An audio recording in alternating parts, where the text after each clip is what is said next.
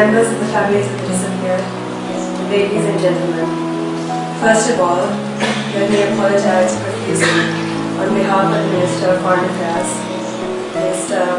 Samaraweera, for his absence today. He was very disappointed that he could not attend due to an urgent meeting in his constituency in Mangala on this front in 1989. The Minister has always been a pioneer in the campaign against disappearances. Just last week in Parliament, Minister Samaraweera said that there should be no difference between the mothers in the north and those in the south. The cost of disappearances, although experienced at a psychological and personal level, affect the very fabric of Sri Lankan society. Disappearances create nationwide fear. If nothing is done to prevent them, a culture of impunity will begin to grow, as it has over the last 10 years. Thus, disappearances, especially if we have experienced over 12,000 since 1980, is a problem not just for those in the north and the east, but for the entire country.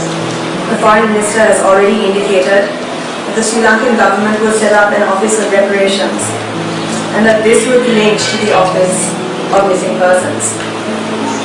Even if what was lost cannot be brought back in full, the government hopes, and I say this on behalf of the Minister of Foreign Affairs, that these mechanisms may be able to provide some form of compensation, remedy or restitution, and a greater understanding of the truths that may have led to these injustices.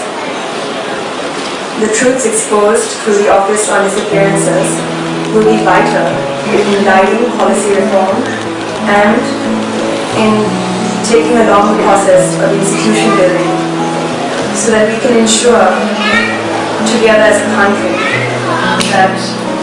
that disappearances in the future will not occur again.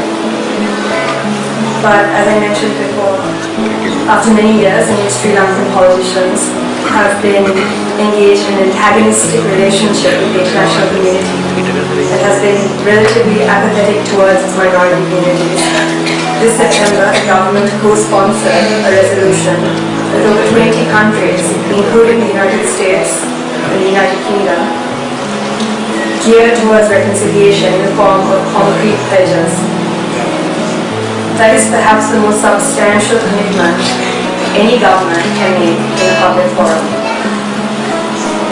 Representatives of the government, of their own volition and not coerced by an international community, pledged collectively to implement a domestic mechanism to address the fractures in our society and to move further along the path of reconciliation.